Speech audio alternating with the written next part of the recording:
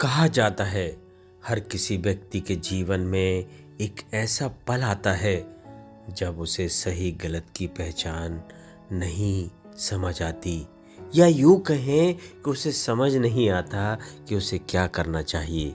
ऐसे में कहा जाता है कि इन सभी समस्याओं का समाधान केवल एक ही जगह मिलता है, वो है श्रीमद् भागवत गीता। जी हाँ, कहा जाता है कि इंसान को अपने जीवन में कैसी भी असफलता का सामना क्यों न करना पड़े, अगर इसमें दिए गए श्री कृष्ण के उपदेशों को अपना ले तो उसका जीवन सुधर सकता है। मगर आजकल के भागदौड़ भरे इस जीवन में किसी के पास इतना समय नहीं है कि वो भागवत गीता को पढ़ सके और ज्ञान प्राप्त कर सके।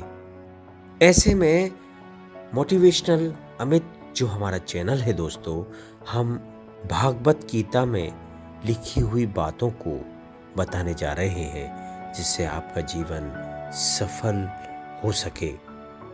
तो ध्यान से सुनना दोस्तों।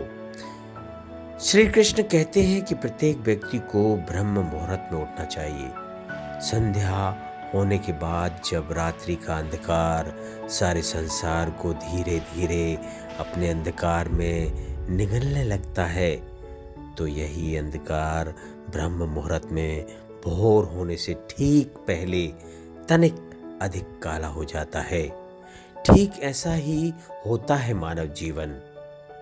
जब हमारे जीवन की समस्याएं अंत पर होती हैं तो यही समस्याएं एक भीषण समस्याओं का रूप धारण कर लेती हैं और वो हमारे लिए एक चुनौती बनकर खड़ी हो जाती हैं।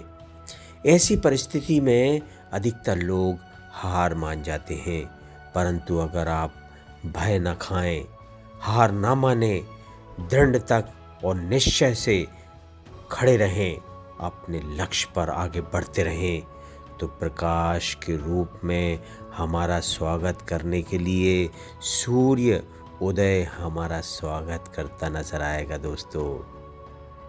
बरगद का वृक्ष जितना विशाल होता है ना दोस्तों, उतना ही दृढ़ होता है, यानी मजबूत होता है। पतझड़ में वो सूख जाता है परंतु दुर्बल नहीं होता है, ना ही टूट कर गिरता है। मगर इनके विपरीत अगर दलदल में उपजे वृक्षों की बात करें तो वो दिखने में तो बहुत बड़े होते हैं। पतझड़ के आने जाने से उन्हें कोई फर्क नहीं पड़ता, वो सदा हरे भरे रहते हैं, परंतु इतने कमजोर होते हैं कि जल धारण के जरा से बेग से ही गिर जाते हैं। मगर क्या आपने कभी सोचा है कि ऐसा क्यों होता है? इसका कारण क्या है? इसका कारण है जड़ें। जिसकी जड़ें मजबूत होती हैं, यानी कि वो गहराई से भूमि में होती हैं, तो वो हर प्रकार की ऋतुओं को सह लेता है। इसके विपरीत जिसकी जड़ें दलदल में होती हैं ना, वो अपने आप को उन जड़ों के अनुरूप दुर्लभ बना लेता है। कुछ ऐसा ही होता है मनुष्य जो अधर्म, असत्य, कुकर्म पर उपजा होता है, वो समय की एक मार भी नहीं सह पाता, और जो मनुष्य सत्य से उपजा है वो अपने जीवन की हर समस्याओं को पार कर जाता है।